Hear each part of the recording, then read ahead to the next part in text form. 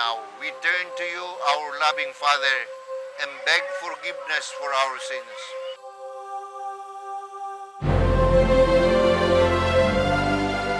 Alam niyo ba na mahigit 500 billion plastic bags ang nagagamit sa isang taon sa buong mundo? At 3% lang sa kanila ang nare-recycle. Karamihan sa kanila napupunta sa dump sites kung saan halos umabot ng 1,000 years bago sila matunaw. Kaya, iwasan na natin ang paggamit ng plastic bags at mag-cloth bag na tayo.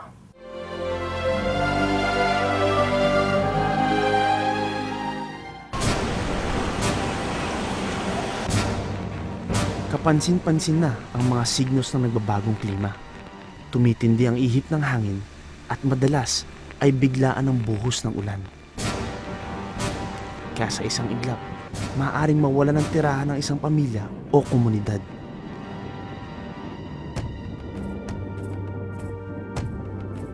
Ganyan na nangyari sa Barangay Maasin sa Zamboanga City. May mga malaking pagbabago na nagaganap dito sa kapaligiran, particularly itong Zamboanga City na kung saan kauna-unahan na nakaranas ng mga malalaking pag-alon na nangyari noong November 27, 2007. Primero, medyo hinay-hinay yung alon. Pagkatapos pangalawa, yung nadala na bahay namin lahat. Wala na. Nagulat na lang ang mga residente. Ang dagat na kinalakhan nila biglang nagdala ng mga mapanganib na alon.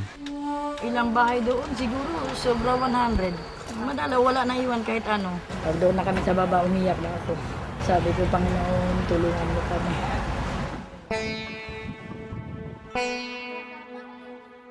Likas naman daragat ang mga badyaw. Pero dahil sa takot sa mga lumalaking alon, ang iba sa kanila ay napilitan ng lisanin ng karagatan. Ang katiting na pag-aari ng mga taga rito, ipinaubayan na lang nila sa dagat. Ang nasa isip ko, bakit ganito? Ano ang kasalanan namin sa Diyos? Bakit ganito ang ginawa sa amin? Dahil sa nangyari, kumilos na ang lokal na pamahalaan para ilayo ang mga badyaw sa panganib. It is very risky for them to stay there. Nasabi namin na yan sa kanila na huwag na kayong bumalik. Pero hindi madali para sa ibang badyaw na iwan ng dagat. Hindi kami mabuhay doon kasi yung hanap buhay na yung mga mister namin dito sa dagat. Hindi kami sanay doon sa kuwang, sa bundok. Minsan na silang tinawag na God-forsaken people. Ngayon, pati ang dagat na kinalakhan ng mga badyaw, tila pinababayaan na rin sila.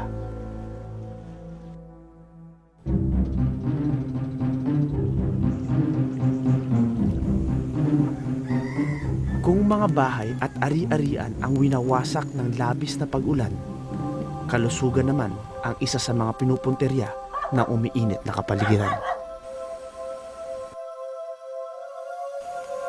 Sa General Nakar sa Quezon, isang grupo ng mga dumagat ang nakikipagbuno sa sakit na malaria.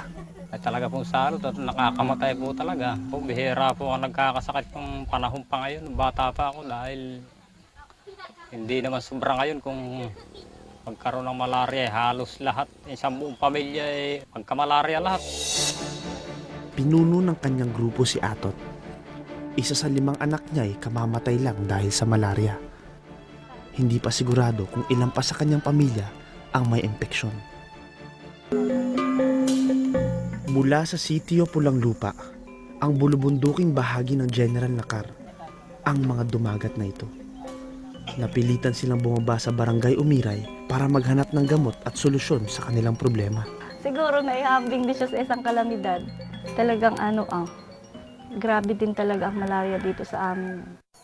Mula pa noong 2005, kapansin-pansin ang pagtaas ng kaso ng malaria sa Barangay Umiray. Mula sa 50 kaso, umabot na sa halos 300 ang nagkamalarya noong nakaraang taon.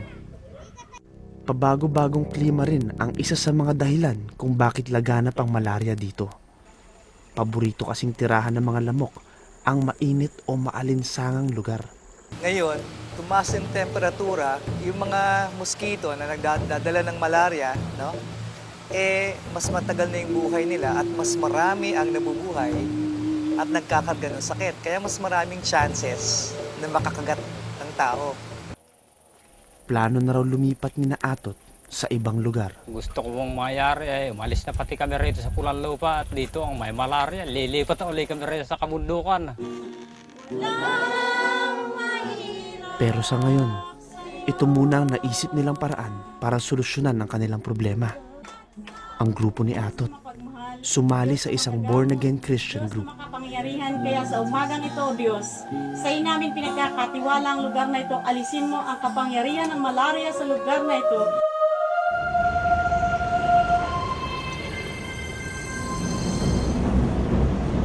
Dala rin ng nagbabagong klima ang isa pang mapanganib na epekto.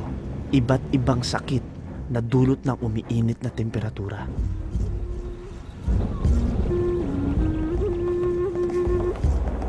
Noong 2004, kumalat sa Gonzaga, Cagayan Valley ang schistosomiasis o snail fever.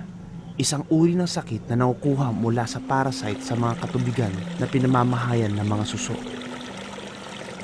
Noong 2002 lang daw, unang sumulpot ang sakit na ito sa Gonzaga. Nagtataka ko noong sinabi ni Doc na may sakit na sisto dito. Pero di kami maniwala na may sisto na sakit dito sa amin. Yung pasyente na may sakit na sisto, pwede pang dumumi ng may dugo, bahid na dugo, umihi na may bahid na dugo, paglalaki, enlargement ng kanyang tiyan. Ang pinaka-worst ay pwedeng ikamatay. Ayon sa mga taga Gonzaga, tila na taon daw ang paglitaw ng sakit nang magkaroon ng pagbabago sa panahon. Yung klema namin dito, napapansin namin na itong nakalipas na 4 hanggang 5 taon, bihira lang yung bihirang umulan. Doon nga kami nagtataka bakit itong mga nakaraan na 4 na taon, napakainit. So mas marami yung init, pero dumadami itong mga susok. Dahil sa maalinsangang temperatura, maaaring sumulpot ang iba't ibang insekto at mikrobyo. Itong ilog na ito ay siyang pinanggagalingan ng mga tubig na pumupunta sa mga kanal dyan sa mga harapan ng eskwelahan at saka dyan sa mga bahay-bahay. So ibig sabihin, pagka-infected ang source ng water, lahat ng tubig na nanggagaling o ilog na nanggagaling dito ay infected na rin siya ng sisto. Ayon sa mga eksperto, sa isang umiinit na mundo, ang paglitaw ng mga ganitong klase ng karamdaman ay dapat na nating asahan. Pagka tumataas ang temperatura, yung kalusugan ng tao apektado. Directly sa heat stress, ganyan, heat stroke. Indirectly, may korelasyon din yan. Kami nabubuhay ng mga insekto na dating hindi nabubuhay na nagkakarga ng mga sakit. Pagka umiinit din, dumadami yung mga yan, mas maraming nabubuhay. Kaya yung mga tubig na dati kakaunti lang yung infected na may dumadami sila. Kaya nga hindi kataka-taka na noong 1998 na sinasabing pinakamainit na taon sa Pilipinas, naitala rin ang pinakamataas na bilang ng kaso ng dengue fever. Marahil, ang banta ng nagbabagong klima sa kalusugan ay kailangan na ring harapin ng mga doktor at health workers. Yun yung isang dapat mangyari. Palitan yung pananaw na maaaring nanggagaling ngayon ng mga sakit natin ay dahil sa pagbabago ng klima. Dumadating na andiyan siya na Dumadami na yung kaso ng malaria. Dumadami na yung kaso ng dengue, mataas na masyado para hindi pansinin.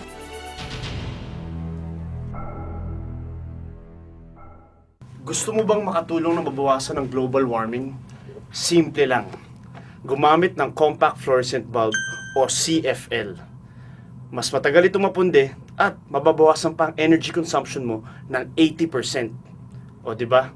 Simple lang.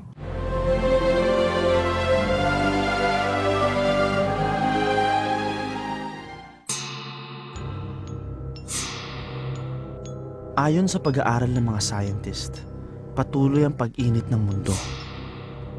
Sa katunayan, itong huling dekada ang pinakamainit sa loob ng isang siglo. At sa Pilipinas, 1998 ang naitalang pinakamainit na taon. Ang fossil fuel mula sa coal power plants ang pangunahing energy source sa buong mundo. Ito ang pinagkukunan natin ng kuryente na nagpapaandar sa mga kagamitan natin sa bahay at kung saan-saan pa. Sa tuwing gumagamit tayo ng sasakyan, gumagamit din tayo ng fossil fuel na siyang nagpapakawala ng carbon dioxide sa hangin. Pero mula nang maganap ang Industrial Revolution noong 18th century, hindi na maawat ang pagtuklas at paggamit natin sa fossil fuel. Kung tingnan mo ang history ng temperature from 500 years ago, ang temperature ng globe uniform hanggang nakarating sa Industrial Revolution. Pagdating ng Industrial Revolution, pataas ng pataas.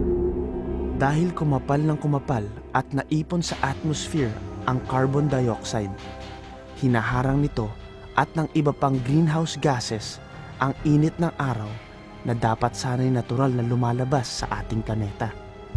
Kaya umiinit ang temperatura at nagkaroon ng global warming. Ang mga karagatan ay isa sa mga natural na tagahigop ng carbon dioxide mula sa atmosphere.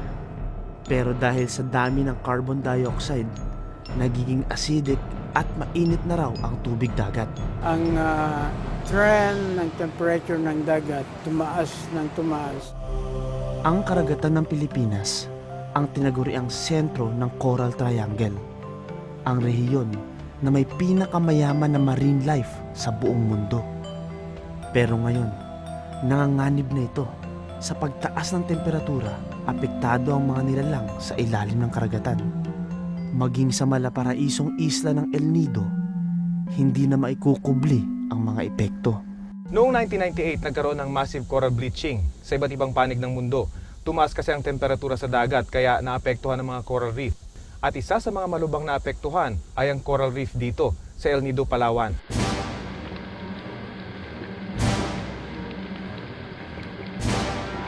Temperatura at that time, umaabot siya na average of 33 to 34 degrees Celsius.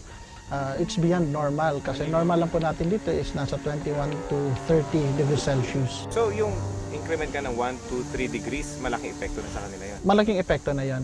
Parang tao din yan. Kung habang tumatas din yung degrees ng init sa katawan natin, may lagnat ng konting sinat, lagnat hanggang magkaroon tayo convulsion. Parang gano'n. Ang corals kasi animal yan. Kapag mamamatay sila sa sobrang init, mamumuti siya.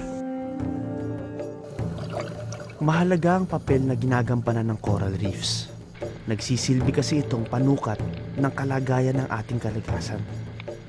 Pag mamumuti siya, syempre wala na yung nutrients, wala nang pagkain na pwedeng kakainin ng mga tinatawag nating reef fishes or other marine life na nakatira doon sa mga corales. Wala na din makain yung mga commercially important species like ito yung malalaki, itong tagigit, tuna, bisugo, yung makikita natin sa palengke.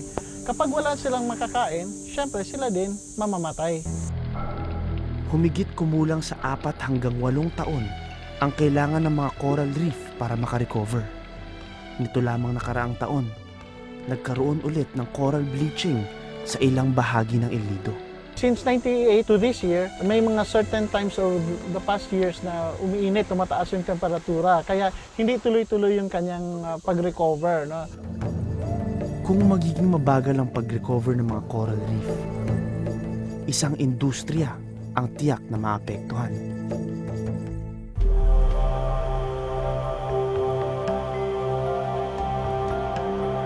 Turismo rin ang isa sa ikinabubuhay ng mga taga-Donsol, Sorsogon. Ang dagat dito, dinarayo ng pinakamalaking isda sa buong mundo, ang whale shark o butanding. Pupunta sila dito to feed. Kung makita mo, nakipag-interact ka, makita mo hindi ganun kalinaw ang tubig, maraming mga planktons na nakikita. So yun yung kinakain nila. So madalas din nakikita namin sila dito, nakabuka yung bibig dahil kumakain sila dito ng mga planktons. Mula Nobyembre hanggang Mayo, madalas makita ang mga butanding sa Donsol. Kaya timing ang punta namin dito. Kaya nakikita rin butanding dito.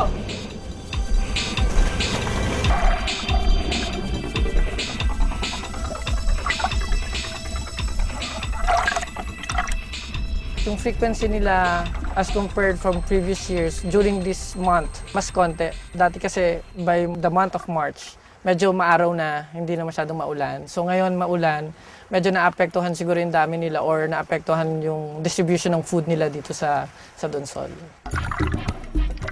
Laki, siguro mga 20 feet yun, ano? 6 meters. Mga 6 meters daw, yung Butanding. Ang haba, ang lapit namin, siguro mga 2 meters away lang. Nasa ilalim lang namin.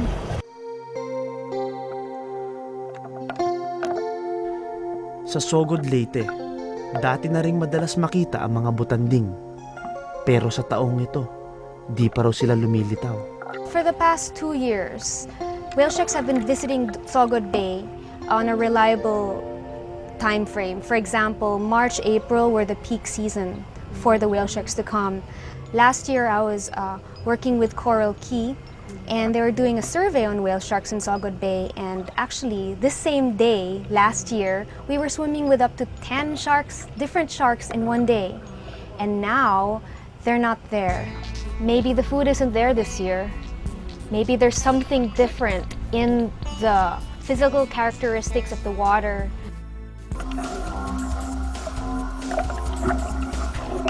Kung ano ang magiging epekto ng nagbabagong klima sa mga butanding ay isa lang sa mga misteryong hindi pa narulutas ng mga eksperto. Marami pa ring misteryo about butanding, kung saan sila nangingitlog, kung saan sila nagme-mate. Wala pang information sa buong mundo tungkol doon. Kaya kung wala tayong impormasyon doon, hindi natin alam kung paano ma-manage. Kung magkaroon ng pagkakaiba sa climate change na maaari pala maka-apekto sa kanila, maaari nyo na maging reason para mawala sila. We can't say yet that there's a big emergency, that whale sharks are threatened by climate change. For example, Donsol this year has had a